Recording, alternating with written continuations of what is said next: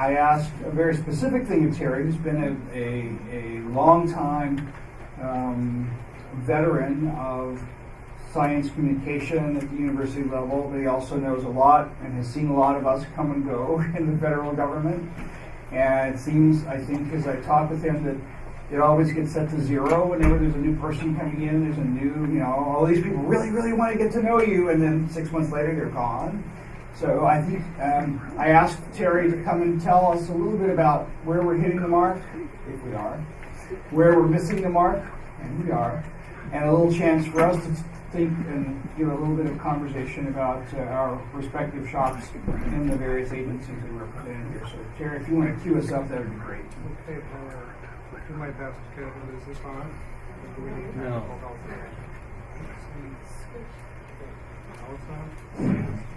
Yes. Okay.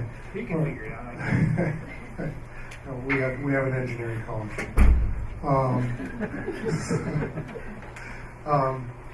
Again, thank you, Rick, and thanks again for organizing this. This is a pretty daunting panel to moderate, and I'm going to do my best to keep myself and my institution out of trouble and do a good job. I will first do a quick introduction of the panelists. To my left is John Burklow, who is the Director of the Office of Communication and Public Liaison at the National Institute of Health. So I'm sure he was paying close attention when I was talking out of school. And will forgive me. And to his left is Aya Collins, who is the lead public affairs and media relations manager for the National Science Foundation. And Rick, we all know, who just left. And Gail Porter, who's she directs public affairs at the National Institute of Science and National Institute of Standards and Technology. I can write it correctly. And she's also been a good friend for a long time. And so I think I'm just gonna kick things off by saying, kind of echoing what Rick says, that some of us have been around for a very long time, and we get it. We understand the value of our relationships with the various federal agencies. They are critically important to us, and not just to us as communicators, but clearly to us as an institution. At the University of Wisconsin, we have a magnificent research portfolio. We spend $1.1 billion a year, and in Washington numbers, that's pretty small. But for those of us in the upper Midwest, that's a significant amount of money. And about, I'd say, between $600 and $700 million of that comes from the federal agencies. So that's our lifeblood. And if our investigators who work their tails off to get funded have a harder time getting access to the funds that they need to do the important work that they're doing, it's not good for the country, it's not good for our university or our universities. It's imperative that those of us who are communicators in these environments really understand and appreciate that.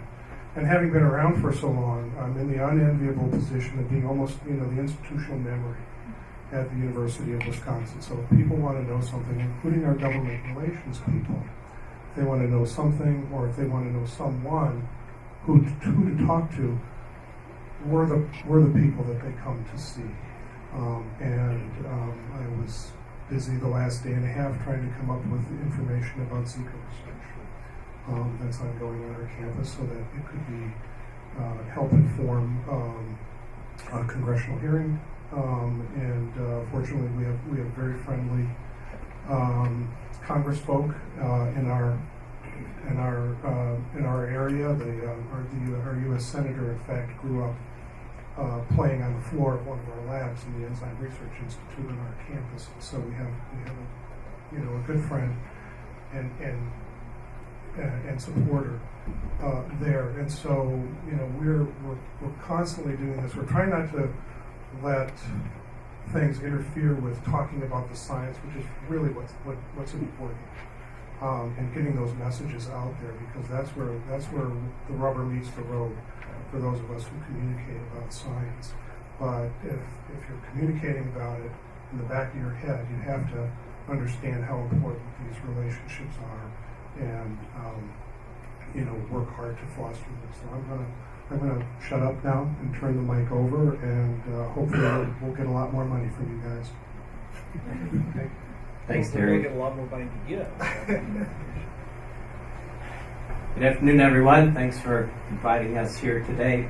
Rick asked me to give you a little bit of an overview of NIH and communications there, and then some of the things we've done to try to spread the word and also let people know about the connection between NIH and our grantees. You probably know NIH already, but it's the primary agency for biomedical research in the country. We hope if the president's budget works out, we get $33 billion in 2017, but we're roughly around $30 billion.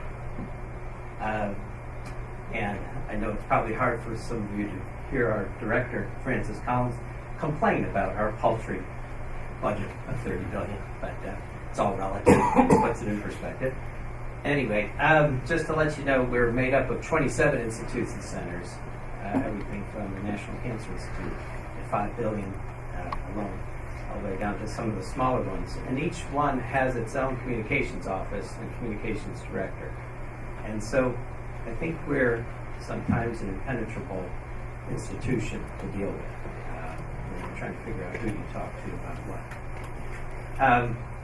Also, that we, out of that budget, about 85% goes to approximately 2,500 grantee institutions around the country and around the world. So there are quite a few people trying to explain their research, and the challenge for me is to try to make the connections again. A few years back, Dr. Collins came to me and said, "I'm so tired of everybody telling me nobody knows NIH, especially members of Congress, when he testified. They'd say, Dr. Collins, NIH is the best kept secret in Washington." And I'm sitting there thinking, wow, I'm really doing a good job here as the head of communications. So we looked at what could we do. Well, one thing, we had about 600 logos being used across NIH with no connection to any particular identity. And so we did the impossible and got everybody to use one mark, NIH, and use text for their institute, which they said couldn't be done, thank goodness. And even the National Cancer Institute has come along. Another country heard from has decided to use the logo as well. And two, again, the 85% of the money goes out. How can they acknowledge NIH? So one thing, we weren't clear in our guidance, and Rick was part of a group a few years back where we put together clear guidance for grantees on how to acknowledge and communicate that they receive funding, either at the start of the grant or at the results. And so if you go up, if you can type in NIH acknowledgement, you can get it on our Office of Extramural Research page. And also we have a Public Information Officer, a PIO network site. And that brings me to the next thing, is we established a PIO network, and we have about 430 members there now.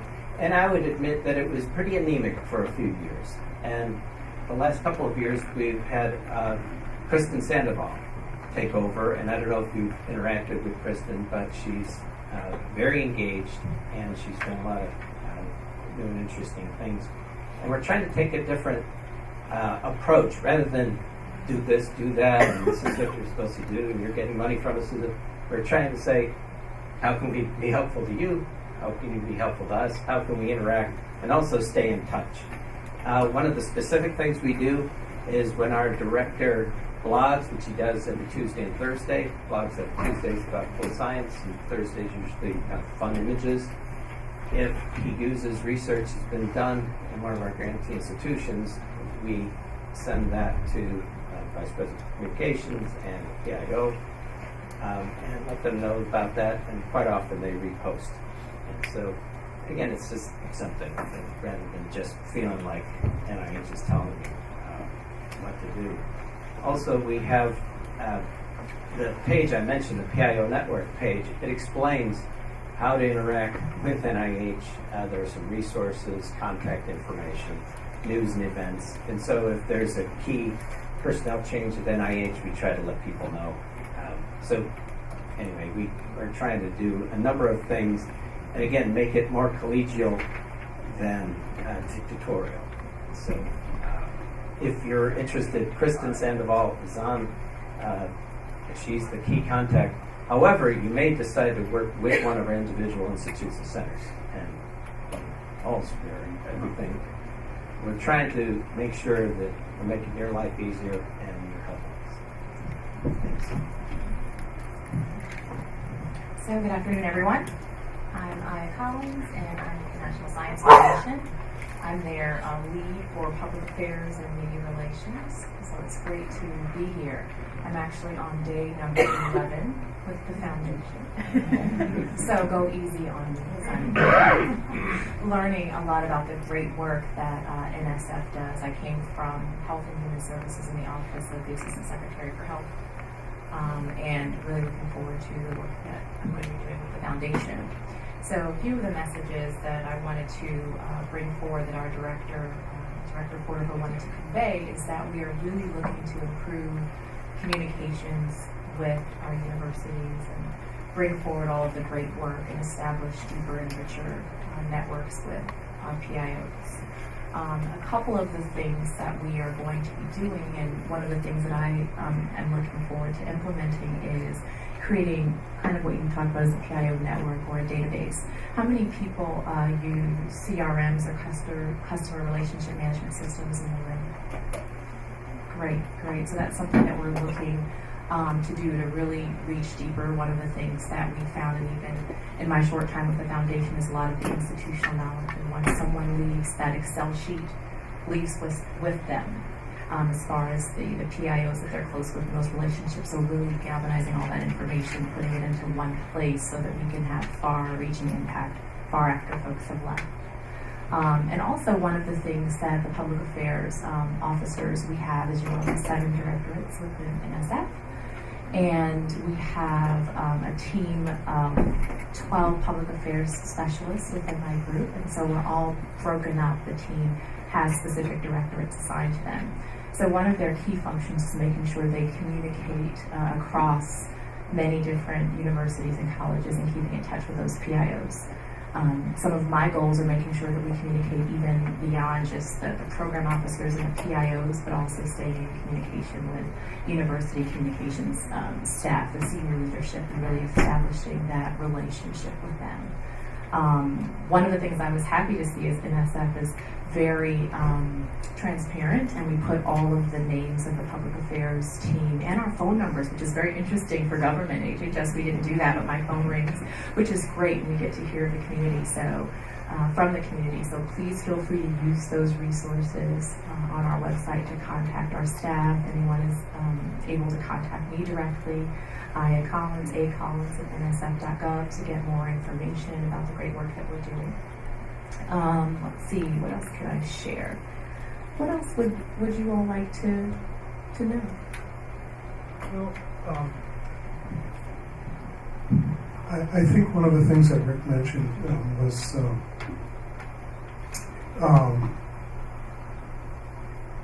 having these networks, having these established lines of communication is really important. And the turnover in the agencies, the turnover at universities really works against that.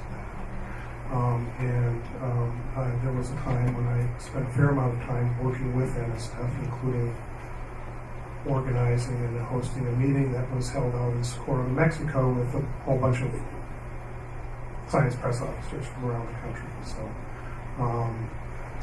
in an effort to foster that kind of working relationship. And it really, from the university press officer perspective, it ebbs and flows.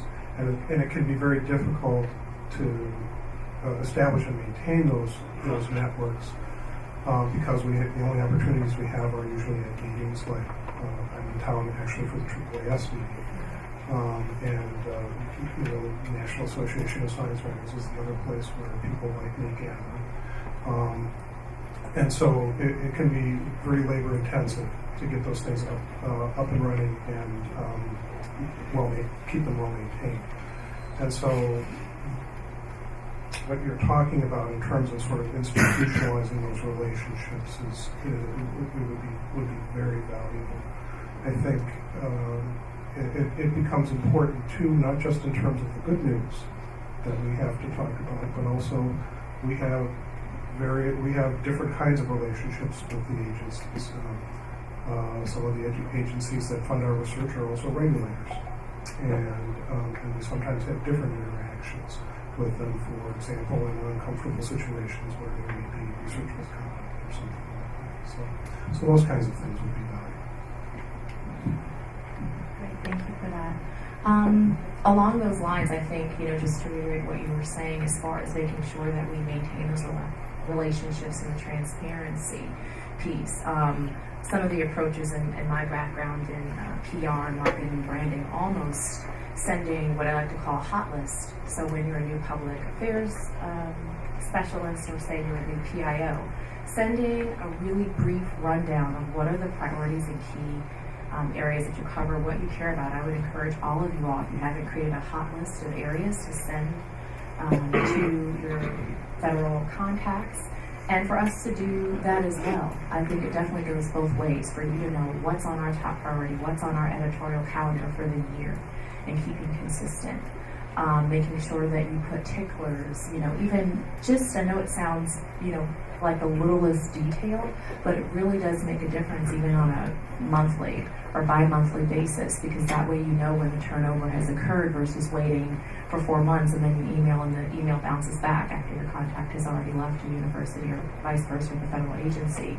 So just trying to employ some of those strategies to continue the connectedness, to make sure we reach out and maintain transparency, and to do a good job. Director Cordova is definitely top of her mind of doing a better job communicating across the foundation and with the universities. It's such a vital piece of what we do. The majority of our funding goes out the door. So we are a very lean organization, so it's critical that we communicate out. So, thank you all. So I'm Rick Borschall, surprise. And I finally get to talk a little bit about my agency. I have to say that the first thing that comes to my mind, not just necessarily about our agency, but about all of us up here, hearing the other comments and hearing sort of Terry's Q&A up here, is that for none of our federal agencies can we guarantee sustainability of a PIO network. We wish we could. It is by its nature always going to be a personality-driven thing, combined with a politically driven thing, combined with whoever's sitting in the director's office thing. So you heard that Frances Cordova was very excited about this. We heard from Sherry Murray this morning that she's very excited about reaching out to universities. I've heard Frances say it over and over and over again. I don't listen to this, so I have no idea what's going on. But I think that's the solution, right? And the reality is we would like to do this 24/7, 365 days a year for the rest of our natural lives, however long that might be. But there are institutional constraints, not the least of which is sometimes we change jobs. And when we change jobs, I have tried in my past jobs to be very forthright and very succession-oriented and try and keep these things alive when I leave. And the reality is that if someone like me doesn't come up in that position again, that whole infrastructure is lost. And that happens more often than not, and I think that's happened to all of our agencies at one time or another, except for NIST, because Gail's been there since the fall of Rome. Right? Really, NIST has been, I can joke with Gail because she was my first boss outside the academic environment, and I know that she has been, it's been a consistent priority at NIST for a long time, but only because Gail has been there for a long time. It's been a consistent priority of NIH with some dips in the road, because John's been there since 2000 something, right? And that's really very exciting, I has been there 2 weeks. I've been here 2 years. And so you're going to see a wide range of that. And I think one of the things we need to figure out is there a way we can be more sustainable? Is there a way that there can be several of us at any one time involved in this management of a PIO network, so that when one of us gets hit by a political bus, the others can keep on trundling down I the have a road? short answer to that. Yeah, sure. Encourage your press officers to be professionally active. One of the reasons that I know Rick and Gail and a few other folks in the agencies is because they're at the meetings that I go to, and they are active in our professional organizations and societies. Yeah, I think that's exactly right, and I encourage that in my staff, and I think that's something that is not universally held within the federal agency infrastructure or landscape as something that's important to do, and it should be, no question. So in the Office of Science, I'm sort of thinking back along the things we talked about today that I wanted to bring to this conversation, and one is, the things that we think about are really three. One is audience, and you heard the conversation this morning that our audience is either just the Hill, or it's the general public, whatever that mythic thing happens to be, or something in the middle. And I have to say that we have a very narrow view of where we're hoping you will help us communicate. And that very narrow view is about 9,000 people.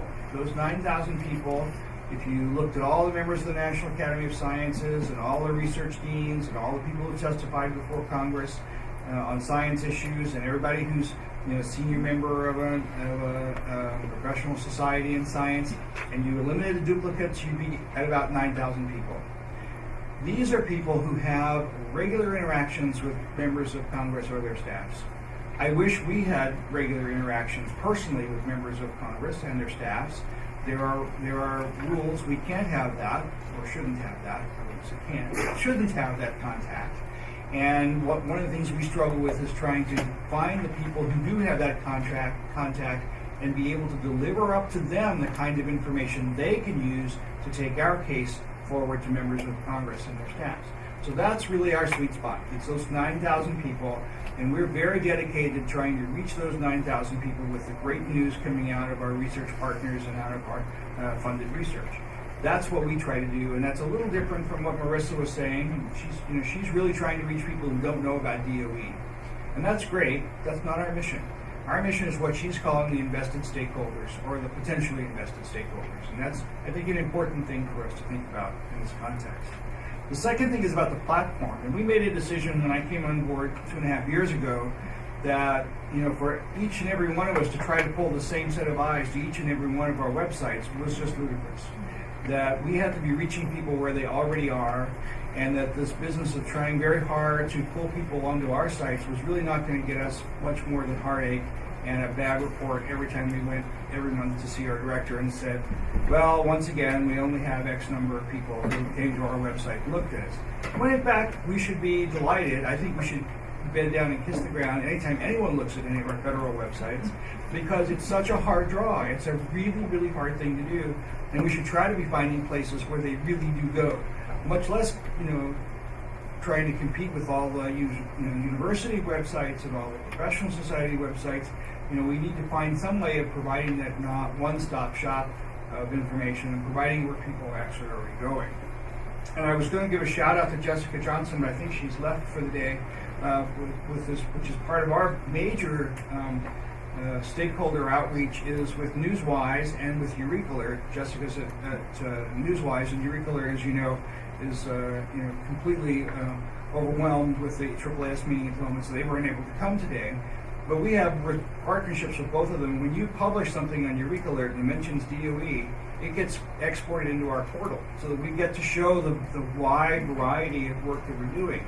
If you don't have subscriptions to Newswise, or you don't have subscriptions to Eurekalert, let us know, because we can help you get that information up within reason. We're not going to undercut their business model, but we really are interested in doing that. And one of the things that I would refer back to that is we worked out a special deal with Eurekalert that we're the only agency that's allowed to post features in addition to all their other kinds of material that, Eureka is pretty anal about what they allow on the site. I just wanted to say it. And they allow us to be much more flexible because we have a contract with them for a portal. And those features, many of which Kate has helped prime the pump for, those features are more popular than the news releases that are the stock and trade of Eureka. 3 times more popular than the stock and trade of Eureka. So that's a really important thing for us.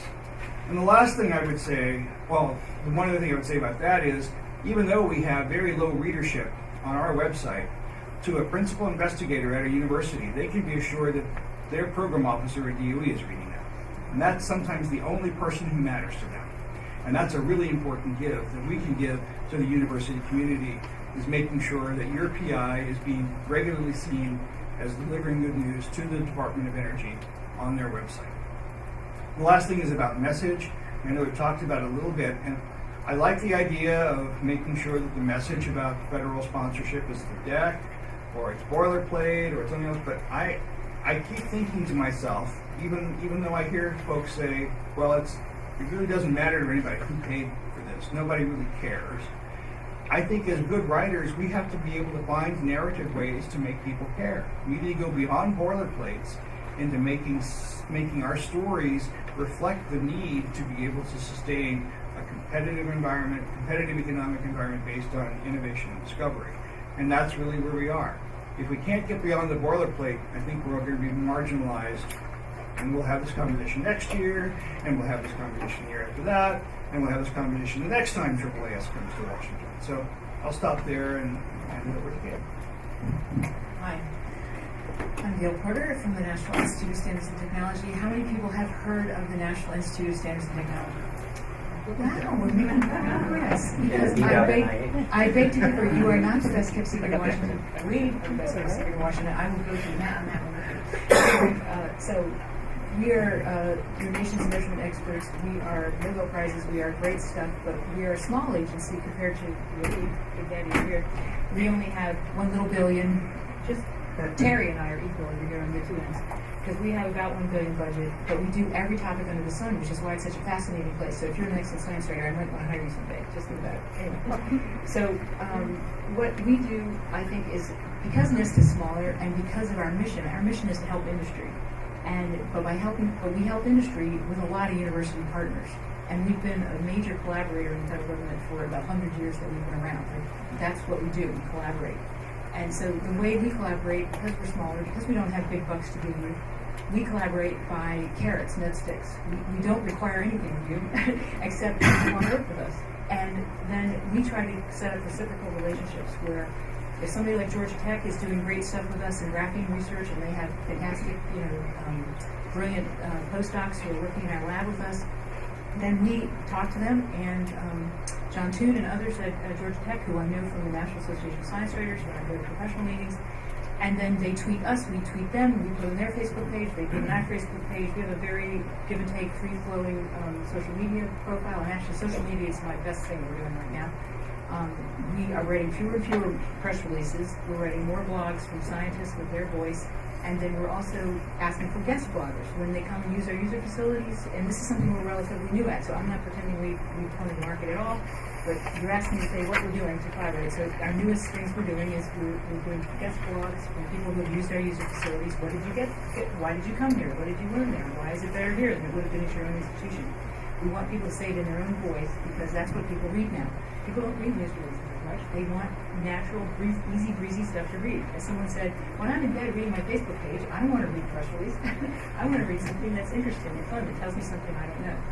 So the way we would love to work with universities is by having your brilliant students come and work for us, which they do. Your graduate students from the University of Maryland, we have a ton of them, work in our Nano Center.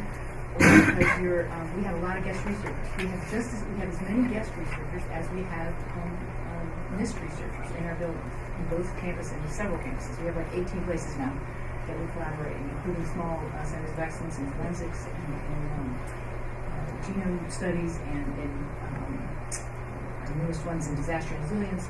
We got a ridiculous span of topics. So we can't have that list because our topics are so broad. And so my idea for that list is let's convince Eureka Alert to have that list. They're going to keep being here. The university people are going to change. The government people are going to change. Let's have somebody. I would love to convince AAAS to have that list. They used to. Well, they did. So let's convince them again. Maybe there's a way to fund it. You have money. Good job. Anyway, and my other big point, besides carrots are better than sticks, why do I cooperate, for example, with my parent company, my parent organization, the Department of Commerce? I want to give them my good news because they have more people than I do. I probably have more eyeballs than you do, unless you're University of Wisconsin. Unless you're a huge university, I probably have more eyeballs on my list Facebook page than you do. I might have more eyeballs on my YouTube page than you do. If you did work that was with our funding, or that you collaborated with us on, or if your guy was, or woman was at our lab doing that work, and you give me your video that's all produced and wonderful, I'll put it on my YouTube page. If it's accurate and it's good, I'll put it on my YouTube page. So as long as we meet certain standards, that's my favorite word, the National Institute of Standards and Technology. If the people who are submitting to us are meeting certain standards, it's not hyped, it's accurate, it's not editorializing, it uses attribution, it's basically brand journalism in a good way of what those words mean, which is that you're imitating a good New York Times journalist. You're not promoting it, you're not hyping it, you're not fluffing it. It's substantive, it has quotes, it's real. If you can do those things for us, then we'll go ahead and put it on our pages. So those are our main ways, and I'm happy to answer your questions. Okay, I guess I'm in charge here. So, any questions? Gilbert? I used to simply send a note to one of your people that I had a story coming out on such and such topic, and I would tell them what it was, what the grant was. You would do value-added stuff for my story. I would write the story. You would link to it for your webpage. Within the last 3 years, the only contact I've had is from your contractors who do Science 360. I've sent notes to people there. Don't get a response anymore. Even people I know, I don't get a response anymore, which leads me to believe, not that they hate me, although I may, that they have other priorities and that this is no longer a priority there, which is unfortunate. Because we were getting not just twice the amount out of it, but 10 times the amount. And it was really working for both universities and for NSF. So I would encourage that you look into talking to some of the people who were around when this was going on and see what was going on.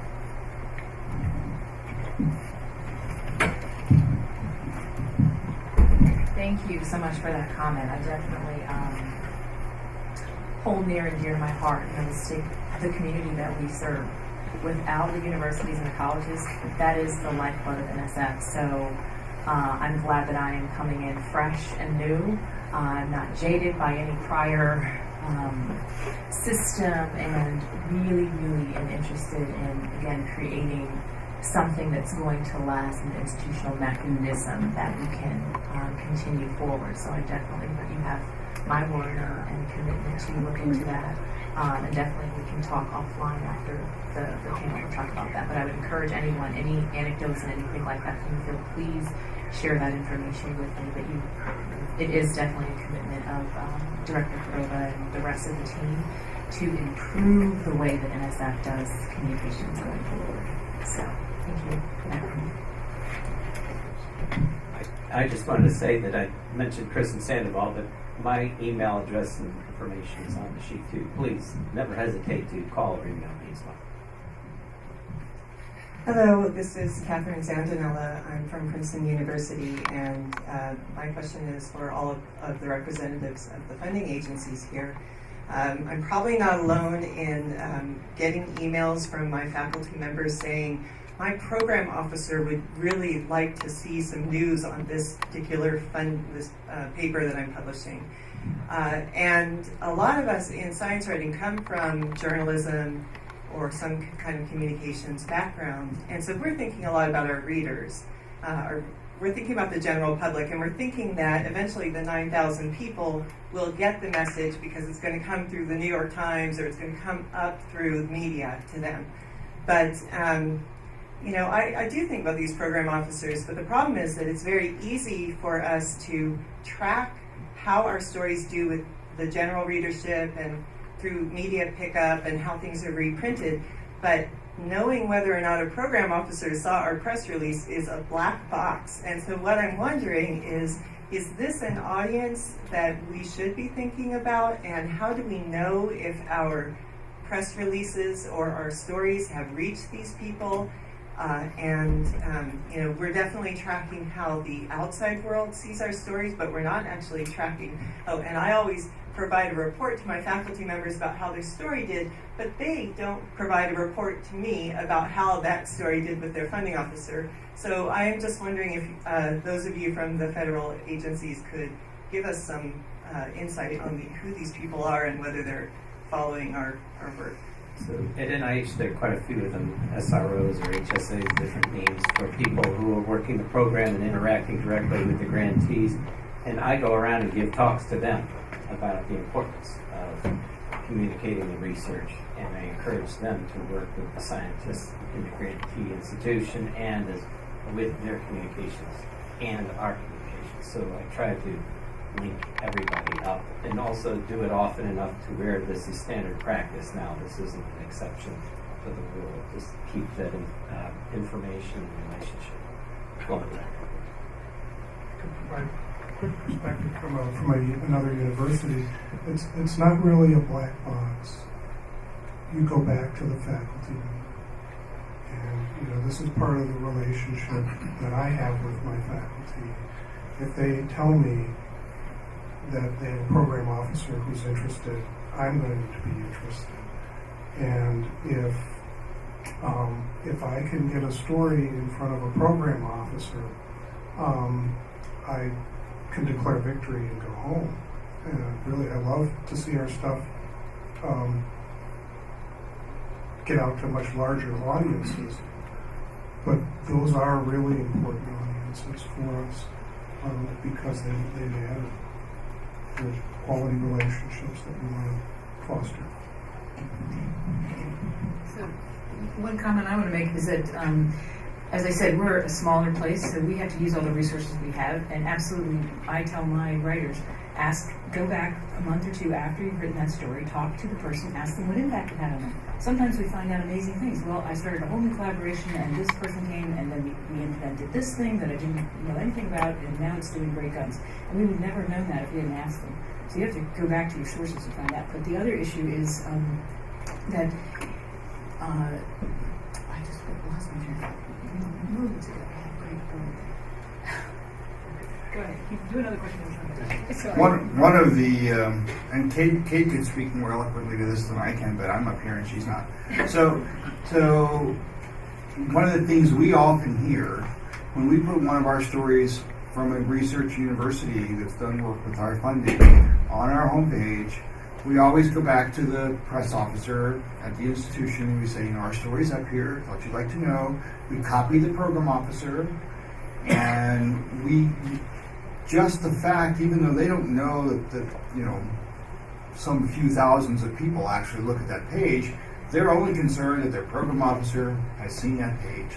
And we've had experiences, as Gail says, we've had experiences where a research vice president at a major research university initiated a Twitter account just to be able to retweet something that we put in our Twitter stream about one of their researchers, because that was so important to them. And it's so, you know, it is so impactful for them to see their university's research featured on the homepage of one of their principal funders, even though it means little to the outside world, even though it's probably not our biggest entree into the mass world of mass media.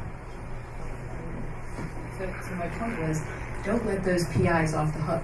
Okay, communications is not something just for us. Communications is something the whole university, the whole federal government should be doing. So one of the principles I have in this that happens to work in my favor is that I try to take responsibility for broad audiences, because that's what public affairs generally does. We broadcast to wide audiences, and we try to tell the public how their federal money has been spent.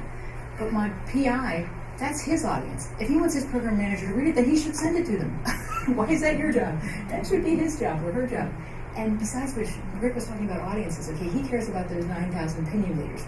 We call them opinion leaders. They're very important to us as well. But I have segmented audiences. I have social media, which is science-interested people who care about what's being done with their federal money. And then we have those opinion leaders. I want my PIs to talk to those opinion leaders. They know who they are. They're going out to their communities. They're talking to them. Some of my guys in disaster resilience, they're in San Francisco talking about earthquakes. They're talking directly to them. So stakeholder relations should not be just a PIO problem. It should be an institutional-wide, disseminated thing and decentralized incredibly, because you can make an incredible impact that way.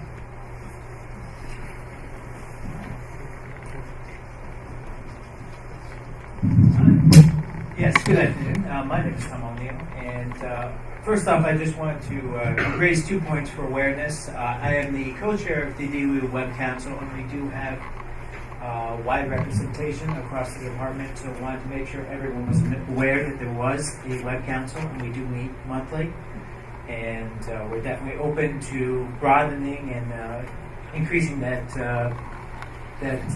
forum to better facilitate communication and cross-promotion.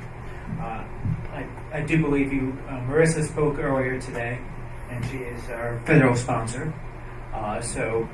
And also wanted to let you know that we do have a internal wiki for all of DOE, in which we do have a point of contact list, and we're building a list of the different social media accounts that are used at the different labs and site offices, and I just did there. But just wanted to see, number one, if other organizations had a similar web council or internal wiki, and number two, you were talking about the audiences, going where the audiences are. And one place that I know the CDC has investigated and actually has a Wikipedia in residence is Wikipedia, and that's where a lot of the audience and traffic has been coming from to their website from that particular source, and they're working on improving the content of that through a partnership with the San Francisco-based Wikipedia. So. John, you could actually probably talk a little bit about your Wikipedia project. Thanks. A number of years ago, we were finding that when we would try to change things, we were found so we were bounced out. And so they didn't know who we were.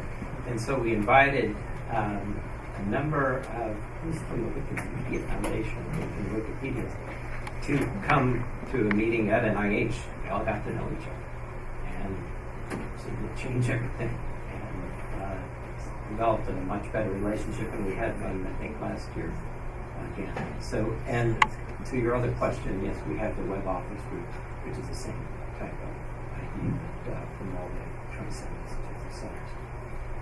We have a challenge that, again, we're very fragmented, but we also have an NIH presence, NIH homepage presence. So very constant collaboration, negotiation on how all that works.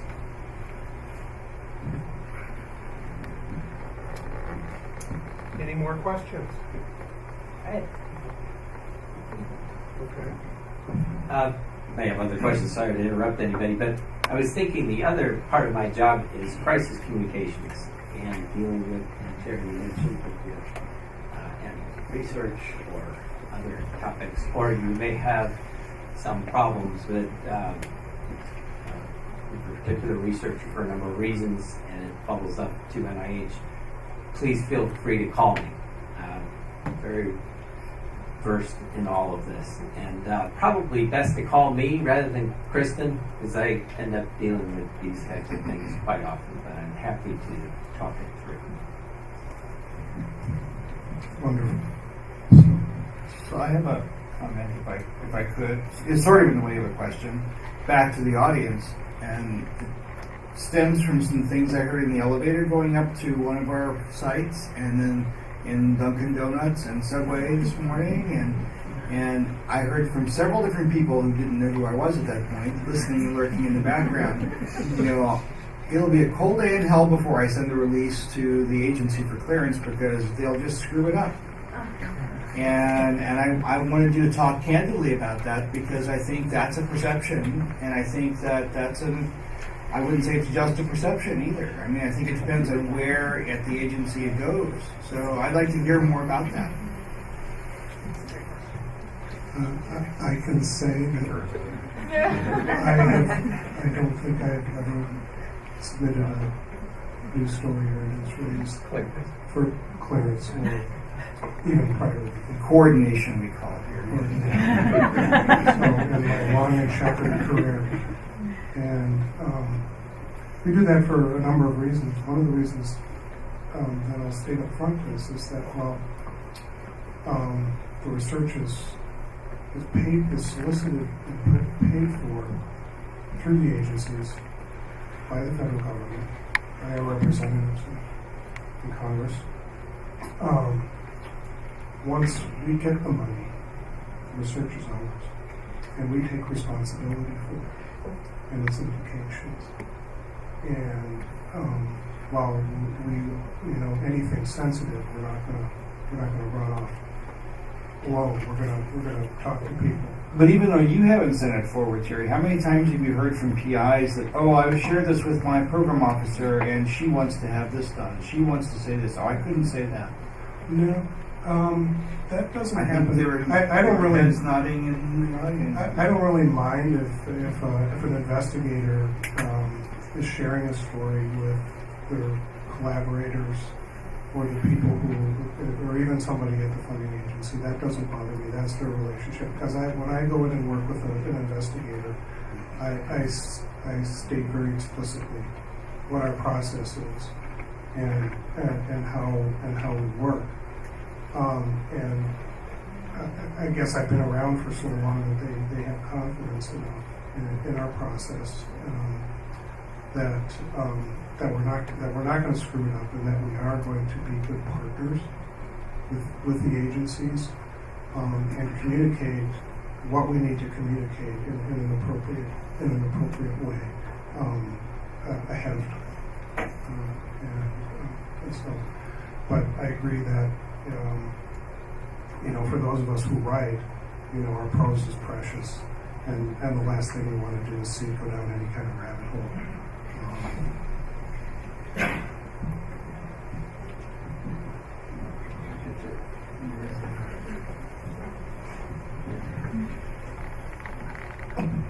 I agree completely with Terry, but there's another situation that comes up, and that's when there's actually somebody from the agency on the paper, when they're one of the researchers.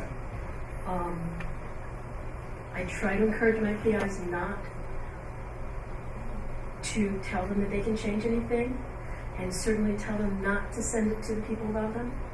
For one thing, I don't have time. I need that story to go out. And typically with government agencies that doesn't happen. I also have had things come back with multiple quotes from people who have absolutely nothing to do with the research except that they're administrators.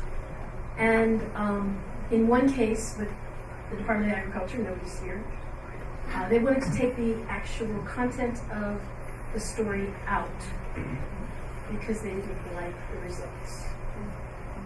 So that's why we don't really want to, as you say, cooperate. You want to do a story, you want to take my story and do something with it, that's fine. But I'm going to put out my story with my university behind it, and we don't want to screw anything for us, so we're really careful about it. We're not going to put out a story that doesn't have content, though. This is a question that Terry and I were talking about at lunch a little bit, and I had written down before I got here these things. If you want people to cooperate, then you have to understand both the incentives and the disincentives. And in our case, the disincentives are you'll slow me down, you'll change my message, you'll hijack my credit. Those are the three things that a university would think if a federal agency like mine, who might have funded your research, and we're doing more of that now. And I understand that, because NIST is actually in the middle. We get money from DOE too. We get money from the FDA. We get money from EPA. We get money from all the federal agencies because we're specialists in our thing. So I get it from that point of view. I also get it from the university's point of view. So that's why we've come around to the idea that We do very few joint press releases, and we don't clear any press releases. In fact, I've convinced my own department not to clear my science press releases. Yes, thank you. and they did it because it's the right thing to do. I have really good people at the Department of Commerce who are running public affairs. And we have a whole science integrity policy that says scientists are the experts on their topic, and scientists can talk on that topic. They can't talk on all topics. They can talk on the topic on which they're expert. So they can't talk about how well we got our snow shovel that missed, but they can talk about the specific research projects that have been peer-reviewed and published. And they should talk about that to the media. We should encourage them to do so. So my point of view on that whole thing is I don't really want to clear your press releases. I want you to go out and do those press releases. I want you to tell me about them, and you should tell me about them because I'll get you lots of eyeballs. Oh, but I do want you to do it in a responsible way. Don't overhype that research. And I would say too that we had at our last summit, I had a really revelatory experience, and many of my staff did, and Ben and others who were listening. We invited in a troop of 7 national science writers, ranging from Slate and NPR to science magazines and trades. And the question before them, they were ranged in age from a very young reporter to Joe Palca, who's not a very young reporter anymore, he's like my age. And we asked them what I had been taught as absolute dogma, which is don't send me 5 releases from 5 different institutions on the same topic because it'll get thrown in the trash. And to a person, they said that's a myth. That's old school thinking. You should not be trying to make your people all coordinate on one release because we'll only see it once and we'll understand you're trying to milk the message out of this. So let everybody send their own release to us. It functions like a virtual Facebook now. So that if I get 17 releases on one topic from 17 different institutions, that just tells me how important it is and that there's a lot of things going on. I would never in a million years have thought of that because that's so counterintuitive from what reporters used to tell us that it blew my mind. But I've since talked to dozens of reporters since then and said, yeah, that's right. And so while at some point when I first came in, I was all ready to say, we need to, one press release on this. Make all the labs do one press release. And I was like, and I even hear now from some of the labs, well, why shouldn't we be doing one press release? No. Let 1,000 flowers bloom.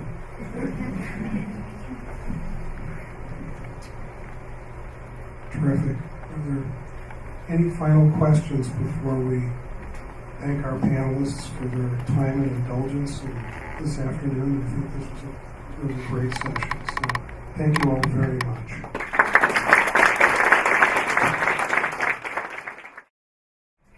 So we are delighted. I was very excited this morning to have Koizumi from the White House and Jerry Murray, our new director, to sort of open the conversation today a little bit about the importance of communicating university research and how we interact with that research through our laboratories, through our user facilities, through our direct support.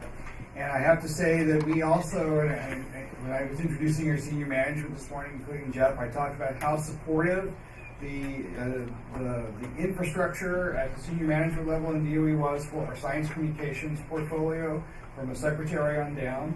And I'm delighted that we have Undersecretary Orr to come and talk with us this afternoon and sort of close out our conversation on sort of the perspective that he has from a broader remit and a broader portfolio than just the Office of Science.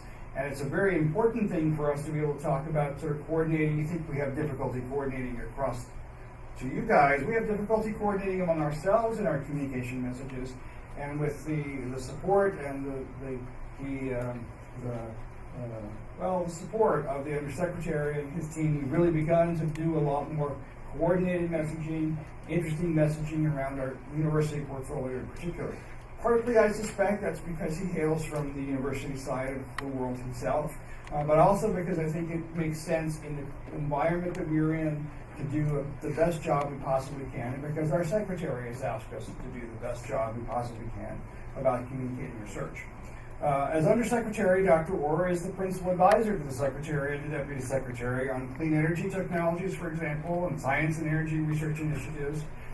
In fact, a lot of the conversation yesterday you heard about the budget just came right back to Dr. Ward to talk about the kinds of things that we have sitting in our portfolios and sitting in the kind of things that we're going to be communicating about and working to communicate forward. He has the following programs, so a number of you will see yourself in here. Electricity delivery and energy reliability, energy efficiency and renewable energy, fossil energy, Indian energy policy programs, nuclear energy, and science. Some 13 out of the 17 DOE national laboratories. Principally, the nuclear labs are not in there. He came to us from Stanford University, from the Precourt Institute, where he started at Stanford in 1985, I think that would have been, serving as the founding director of Precourt and founding director of the Stanford Global Climate and Energy Project, and is dean of the School of Earth Sciences. He's held a number of other research positions you can read about in the biography that's in the package you have in front of you.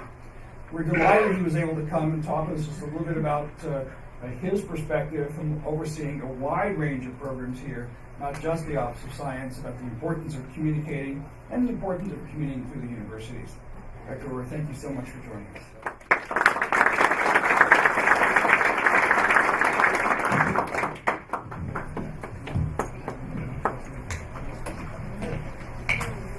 Okay, now I have to say that I spent quite a bit of time yesterday afternoon in this room as we did the budget rollout.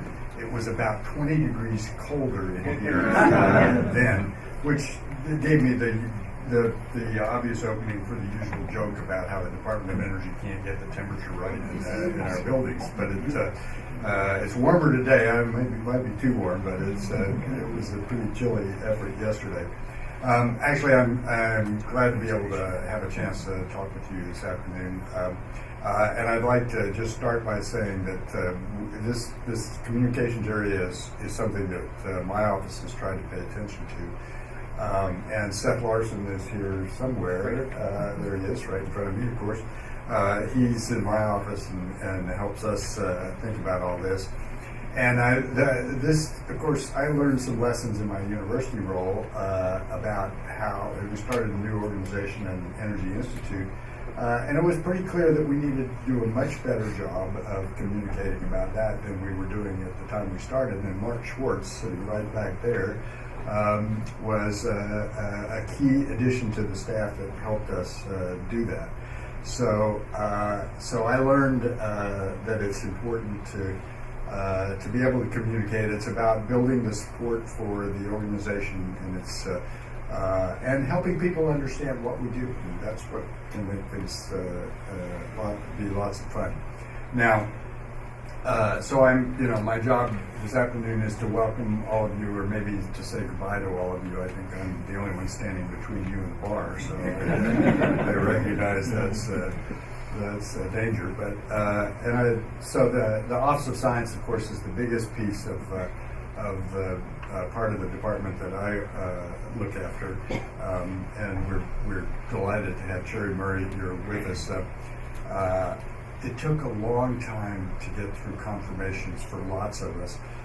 For me, it was a year, but as I got here, I quickly figured out that there was a lot more to do than there was time for any of us to do it, and having the confirmed folks in place has really made a difference for us.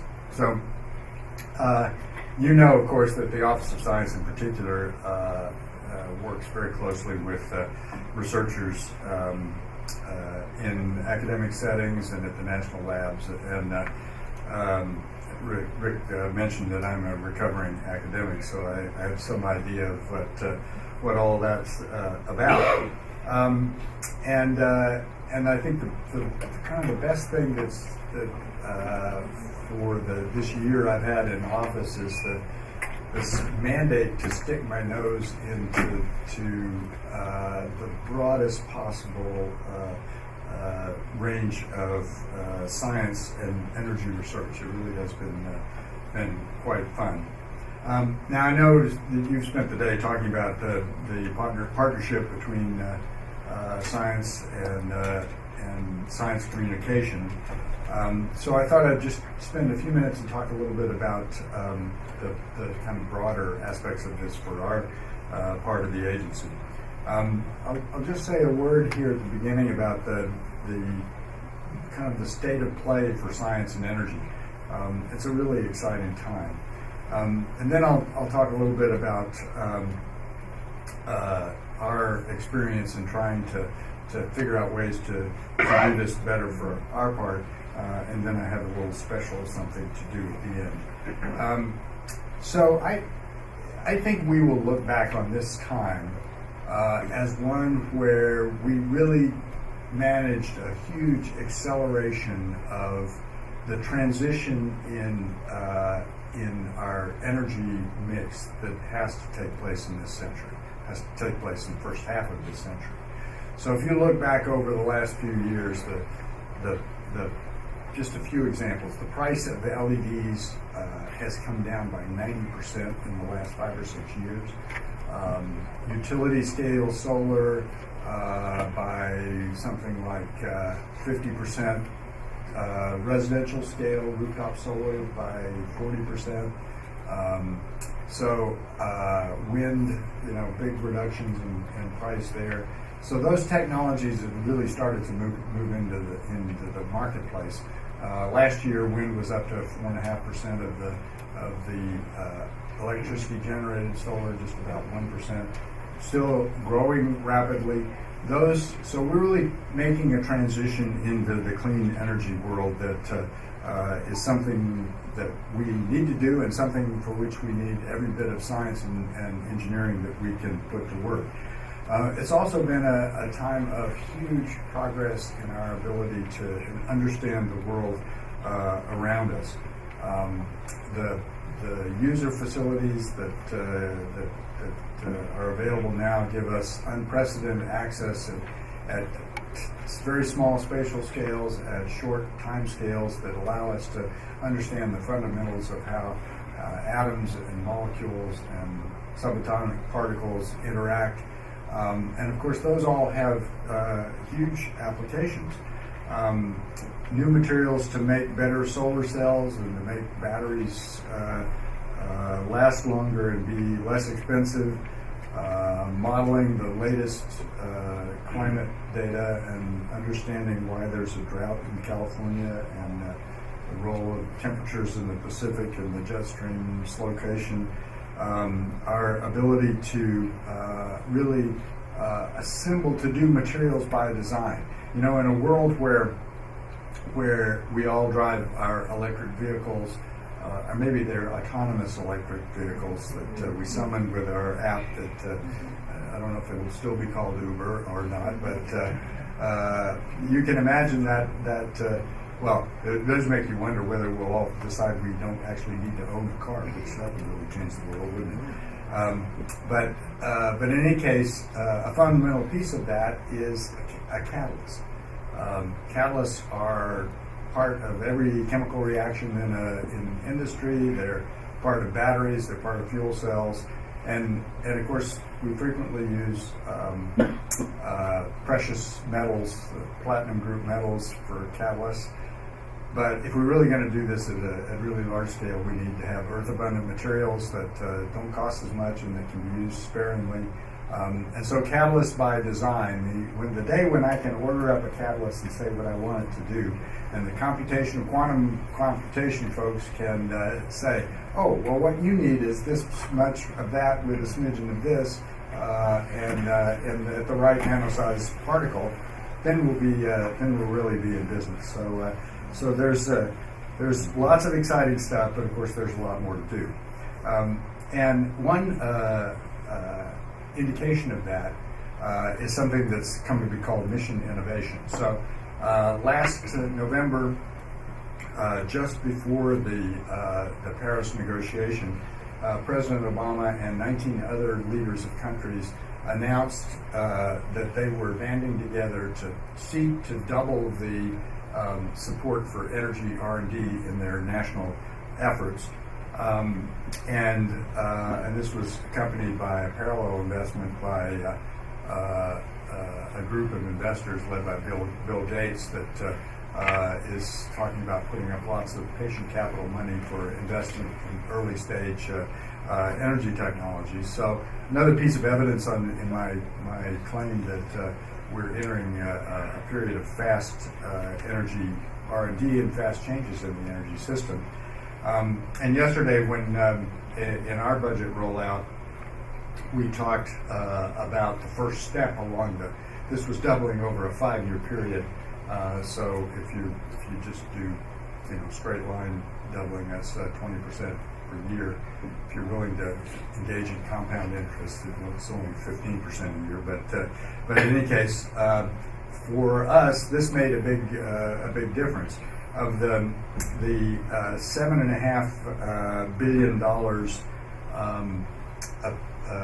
proposed across the federal agencies, all 12 of them, $5.9 billion of the mission innovation effort is in this agency. So we're an important player in this, and we'll use it to accelerate clean energy innovation and to address climate change and to provide affordable clean energy to consumers and to create commercial opportunities, but also to try to lead the world into huge transitions that are going to take place. There are going to be a lot of jobs, trillions of dollars of investment, and we should be leading the way in all of that.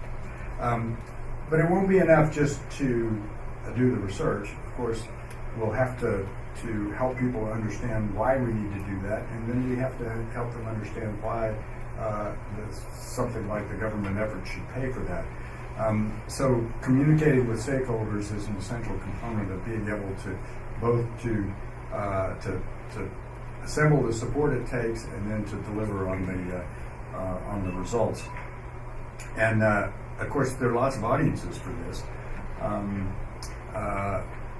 I think our public is an essential audience. If they can understand why we need to do this, then we can do what we need to do. There are some specific audiences, like the one on Capitol Hill, that also, of course, matter. But they listen to their constituents, and they hear what people say when there's exciting work to be done. So at least a part of what we do is aimed at letting the world know what we're up to. Now, it might be a funding opportunity announcement, funding selections. It could be funding for a new research tool or some big upgraded national laboratory. Could be groundbreaking, could be some important scientific result, or perhaps even a new partnership with a university. So we've tried to do some of these things, and in a minute I'm just going to give you an example of one that I participated on in shortly after I arrived here. But we really are trying to work across the board: science, nuclear energy, fossil energy, renewables, energy efficiency, electricity delivery, and so on. To talk a little bit about the successes, because it helps us make the case for continued support. And part of this is reaching regional media. And I think in lots of ways all of you are probably better at that than we are here at headquarters, but we obviously need to work together to do that. Most Americans get their news from local newspapers and TV stations or radio stations, and so those are outlets that might be likely to talk about a new partnership or a new facility that benefits the community. And then, of course, Washington might hear about this too, and so that's a good thing. So if you're doing exciting work, or we here are funding a project that you're proud of, let's make sure we're telling that story. Now, for us, that means that sometimes that means that they send some poor guy like me out to talk. And it might be a site visit or a tour, or we'll often put in a press conference or at least an interview of some sort in a local outlet. It might just be a 15-minute press phone call. I've done actually a number of those in the car going back to the airport. But it helps. To the extent that you can help us connect the threads that link science to everyday life, that really is a help.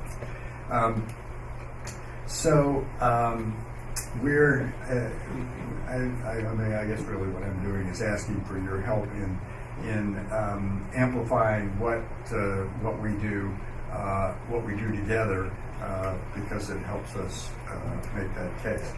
So I'll just close this with an example. And maybe some of you here were involved in this.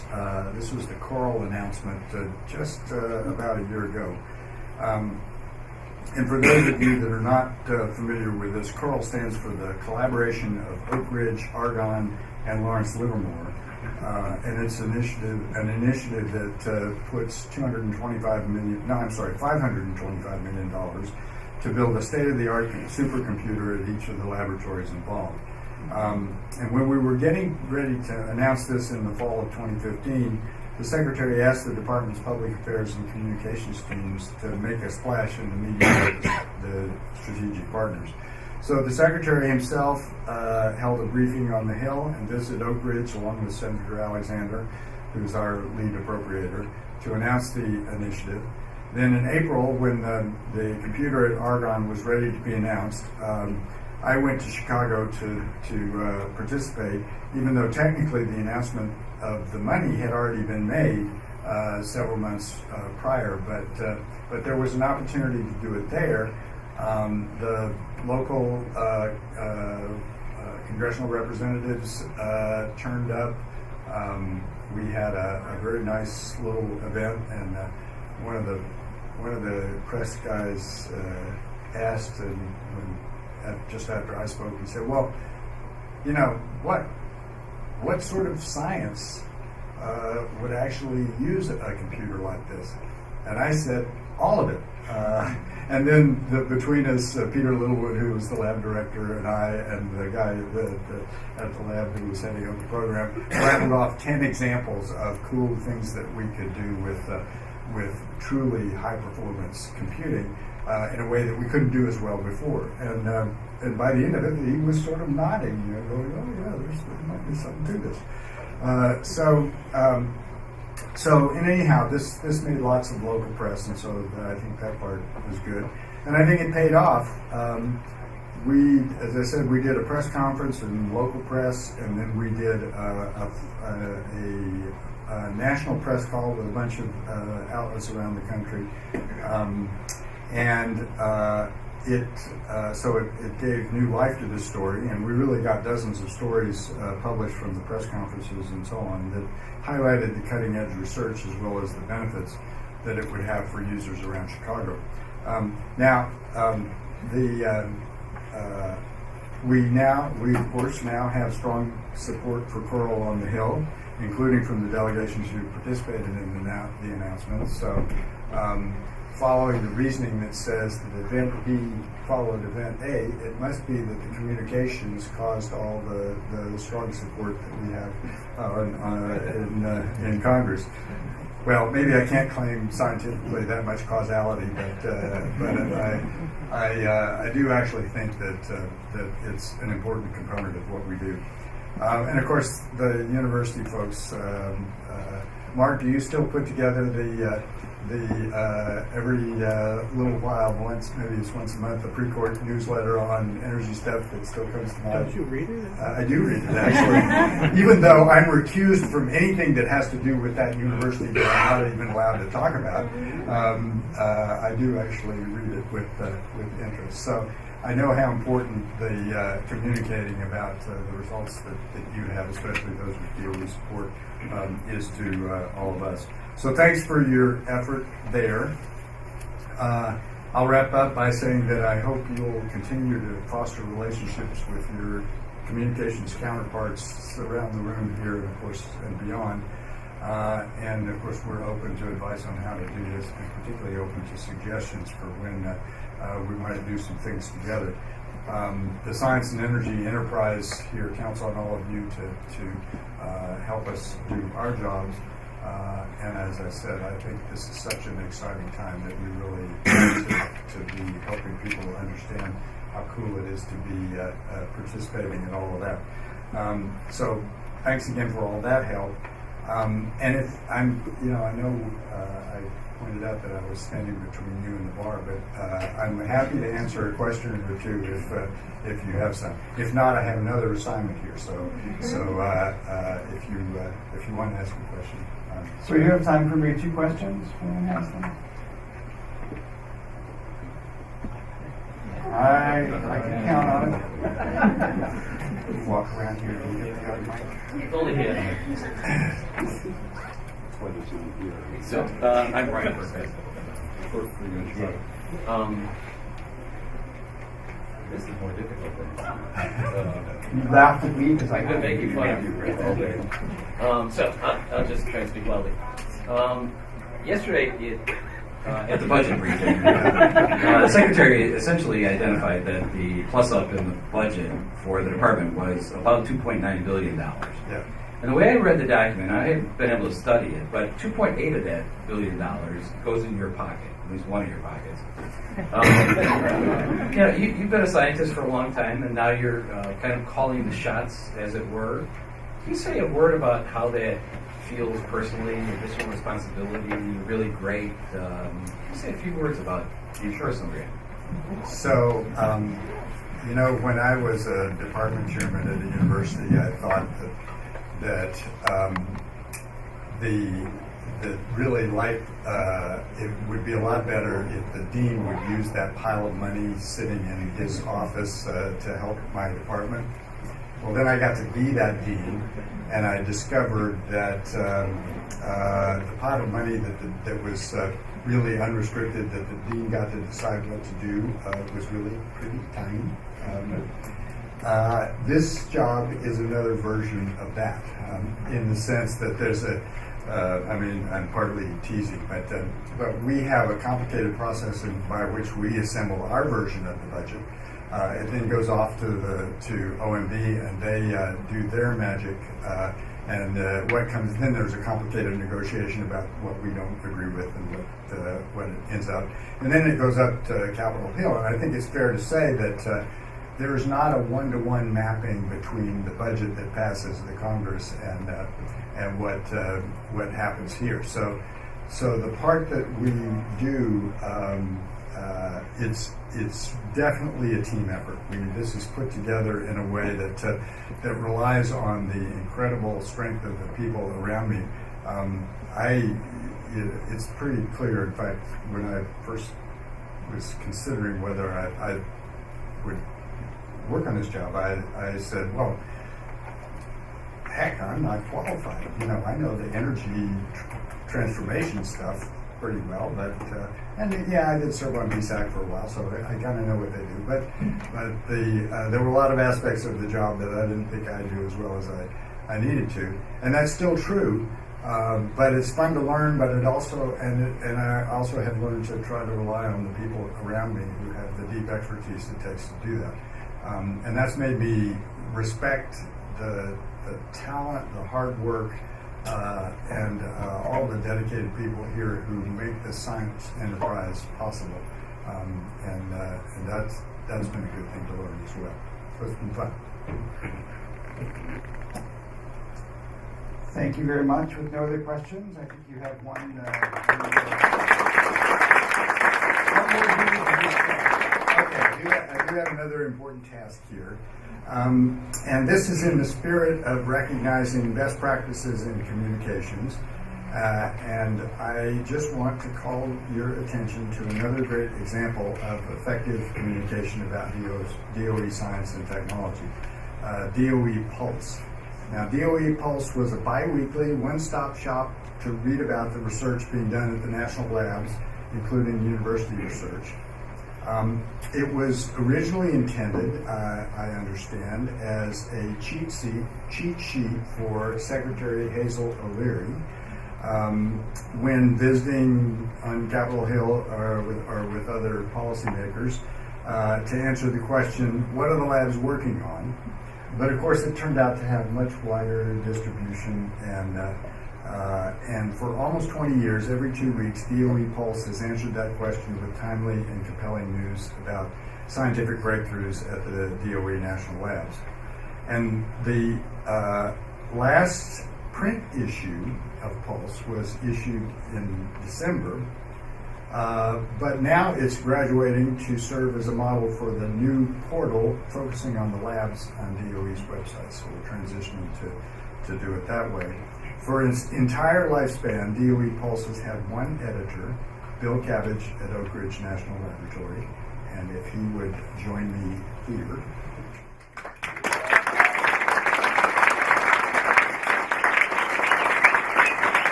For his deft editorial skills and leadership over 2 decades, I am pleased to recognize Bill Cabbage for his distinguished tenure as editor of the DOE Pulse.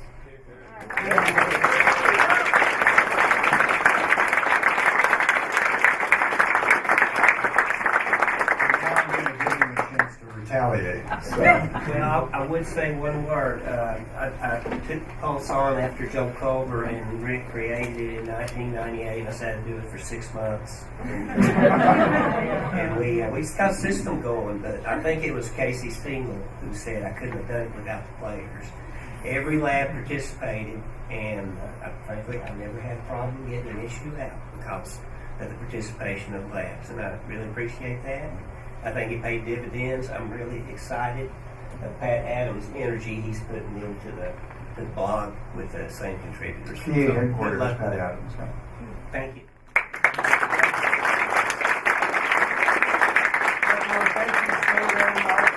Thank you all for helping us unpack some of these thorny issues today. I promised the undersecretary and our director and my boss follow-ups on the kind of conversations we've had today. And I expect to hear many of you talking about the conversations we started here in this room over the course of AAAS the next couple of days. Safe travels back to wherever you come from, and I hope to see you at AAAS tomorrow and going forward. Thank you, Rick. I asked a very specific thing of Terry, who's been a long-time veteran of science communication at the university level, but he also knows a lot and has seen a lot of us come and go in the federal government. And it seems, I think, as I talk with him, that it always gets set to 0 whenever there's a new person coming in. There's a new, all these people really, really want to get to know you, and then 6 months later they're gone. So I think I asked Terry to come and tell us a little bit about where we're hitting the mark, if we are, where we're missing the mark, and we are, and a little chance for us to think and give a little bit of conversation about our respective shops in the various agencies that we're represented here. So, Terry, if you want to cue us up, that would be great. Okay, do my best, Kevin. Is this on? No.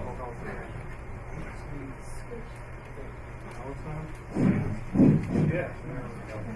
Okay. He can figure it out. No, we have an engineering college.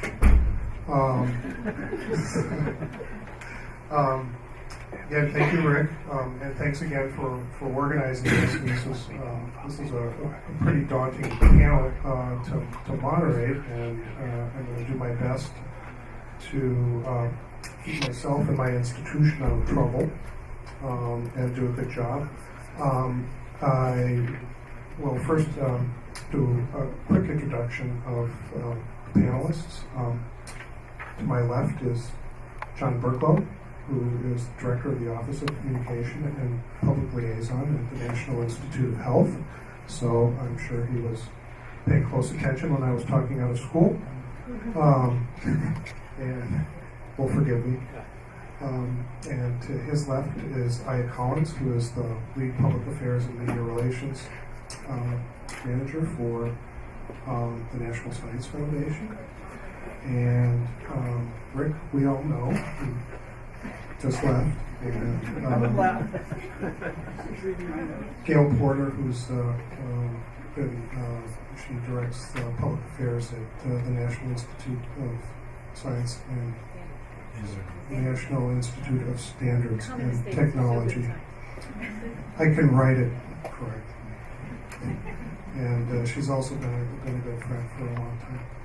And so I think I'm just gonna kick things off by saying, kind of echoing what Rick says, that some of us have been around for a very long time, and we get it, we understand.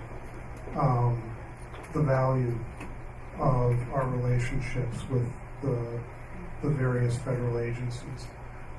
They are critically important to us, and not just to us as communicators, but clearly to us as an institution.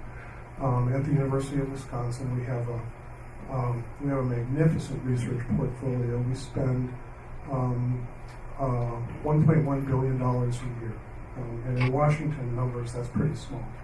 But for those of us in the upper Midwest, that's a significant amount of money. And about, I'd say, between $600 and $700 million of that comes from the federal agencies. So that's our lifeblood. And if our investigators who work their tails off to get funded have a harder time getting access to the funds that they need to do the important work that they're doing,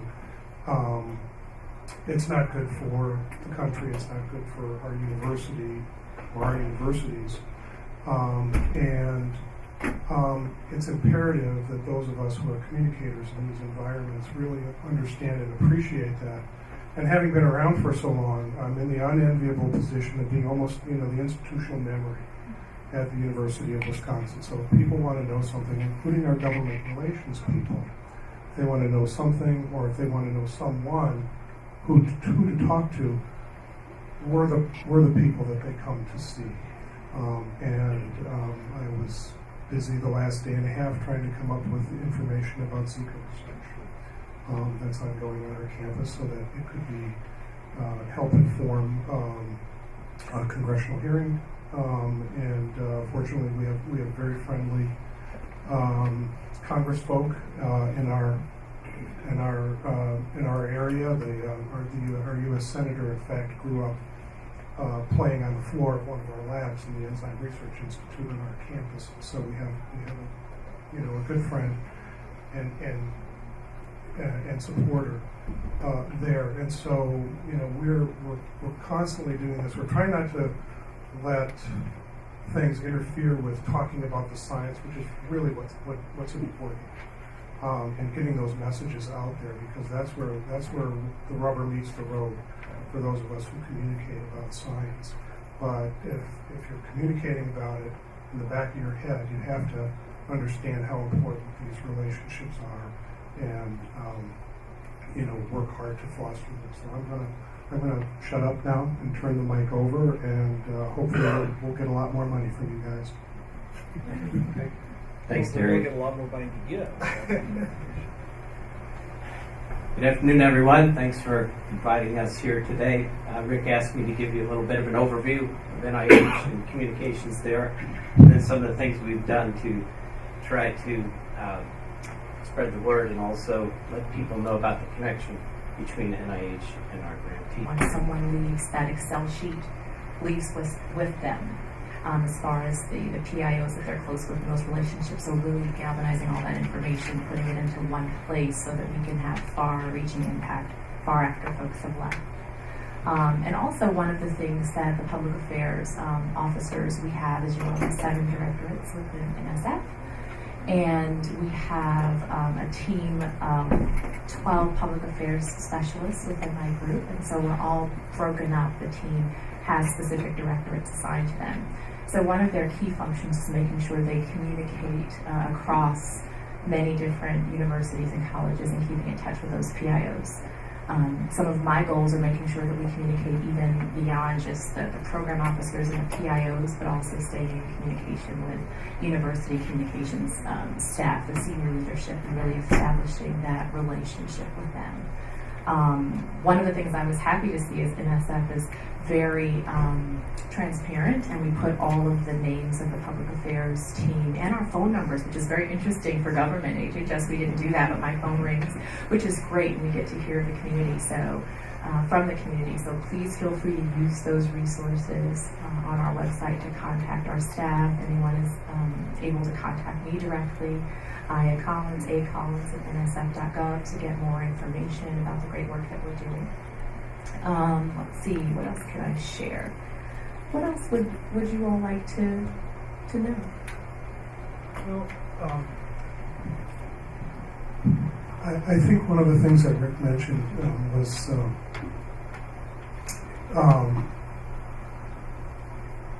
having these networks, having these established lines of communication is really important. And the turnover in the agencies, the turnover at universities really works against that.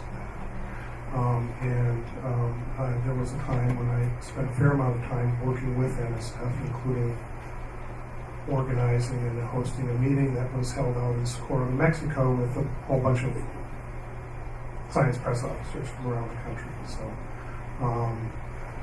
in an effort to foster that kind of working relationship. And it really, from the university press officer perspective, it ebbs and flows. And it can be very difficult to establish and maintain those networks because the only opportunities we have are usually at meetings like I'm in town actually for the AAAS meeting. The National Association of Science Writers is the other place where people like me gather. And so it can be very labor intensive to get those things up and running and keep them well maintained. And so what you're both you've interacted with Kristen, but she's very engaged and she's done a lot of new and interesting things. And we're trying to take a different approach rather than do this, do that, and this is what you're supposed to do, and you're getting money from us. We're trying to say, how can we be helpful to you? How can you be helpful to us? How can we interact and also stay in touch? One of the specific things we do is when our director blogs, which he does every Tuesday and Thursday, blogs on Tuesdays about full science, and Thursdays usually fun images. If he uses research that's been done in one of our grantee institutions, we send that to Vice President of Communications and PIO and let them know about that, and quite often they repost. And so, again, it's just something rather than just feeling like NIH is telling me what to do. Also, we have the page I mentioned, the PIO network page. It explains how to interact with NIH. There are some resources, contact information, news and events. And so if there's a key personnel change at NIH, we try to let people know. So anyway, we are trying to do a number of things, and again, make it more collegial than tutorial. So if you're interested, Kristen Sandoval is on. She's the key contact.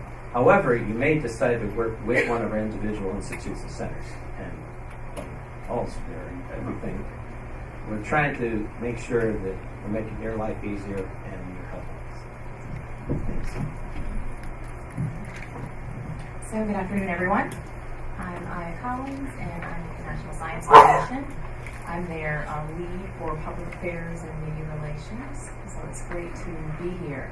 I'm actually on day number 11 with the foundation. So go easy on me, because I'm learning a lot about the great work that NSF does. I came from Health and Human Services in the Office of the Assistant Secretary for Health, and really looking forward to the work that I'm going to be doing with the foundation. So a few of the messages that I wanted to bring forward that our Director Porter wanted to convey is that we are really looking to improve communications with our universities and bring forward all of the great work and establish deeper and richer networks with PIOs. A couple of the things that we are going to be doing, and one of the things that I am looking forward to implementing, is creating kind of what you talked about as a PIO network or a database. How many people use CRMs or customer relationship management systems in the room? Great. So that's something that we're looking to do to really reach deeper. One of the things that we found, and even in my short time with the foundation, is a lot of the institutional knowledge we use. You probably know NIH already, but it's the primary agency for biomedical research in the country. We hope if the president's budget works out, we get $33 billion in 2017, but we're roughly around $30 billion. And I know it's probably hard for some of you to hear our director, Francis Collins, complain about our paltry budget of $30 billion, but it's all relative. Puts it in perspective. Anyway, just to let you know, we're made up of 27 institutes and centers, everything from the National Cancer Institute at $5 billion alone, all the way down to some of the smaller ones. And each one has its own communications office and communications director. And so I think we're sometimes an impenetrable institution to deal with. We're trying to figure out who you talk to about what. Also, that we, out of that budget, about 85% goes to approximately 2,500 grantee institutions around the country and around the world. So there are quite a few people trying to explain their research, and the challenge for me is to try to make the connections again. A few years back, Dr. Collins came to me and said, I'm so tired of everybody telling me nobody knows NIH, especially members of Congress, when testify.